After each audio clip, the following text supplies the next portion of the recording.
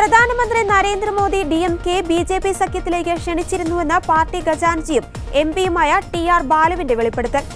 NDAയിൽ ചേർന്നാൽ തമിഴ്നാടിന് കേന്ദ്രവിഹിതം കിട്ടുന്നത് എളുപ്പമാകുമെന്ന് മോദി സൂചിപ്പിച്ചിരുന്നെന്നും ബാലു പറഞ്ഞു. ഹിന്ദി അറിയാത്ത ബാലു പ്രധാനമന്ത്രി പറഞ്ഞത് തെറ്റിദ്ധരിച്ചതാവുമെന്നാണ് തമിഴ്നാട് BJP പറയുന്നത്.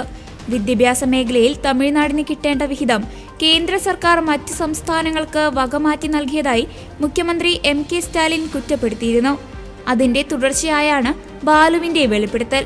തമിഴ്നാടിനെ കേന്ദ്ര ഫണ്ട് കിട്ടണമെങ്കിൽ DMK BJP സഖ്യത്തിൽ ചേരണമെന്ന് മോദി തന്നോട് പറഞ്ഞിരുന്നതായി കഴിഞ്ഞ ദിവസം കാഞ്ചീപുരത്ത് പാർട്ടി പൊതുയോഗത്തിൽ സംസാരിക്കവെയാണ് ബാലു അവകാശപ്പെട്ടത്. സുവ്യക്തമായ പ്രലോഭനമായിരുന്നു അദ്ദേഹത്തിന്റെ വാക്കുകളെന്ന് പറഞ്ഞ ബാലു ഈ ക്ഷണം താൻ തള്ളിക്കളഞ്ഞെന്നും വ്യക്തമാക്കി.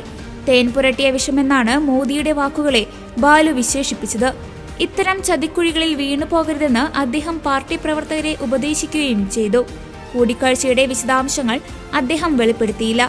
എന്നാൽ കേന്ദ്രവും സംസ്ഥാനവും തമ്മിൽ നല്ല ബന്ധം നിലനിർത്തേണ്ടതിന്റെ ആവശ്യകതയെക്കുറിച്ചാണ് പ്രധാനമന്ത്രി നരേന്ദ്രമോദി പറഞ്ഞതെന്നും ബാലു അത് തെറ്റിദ്ധരിച്ചതാണെന്നും തമിഴ്നാട് BJP ഉപാധ്യക്ഷൻ നാരായണൻ തിരുപ്പതി പറഞ്ഞു. ഹിന്ദി അറിയാത്തയാളാണ് ബാലുവെന്നും അതുകൊണ്ടാണ് മോദി പറഞ്ഞത് മനസ്സിലാവാതിരുന്നതെന്നും അദ്ദേഹം പരിഹസിച്ചു.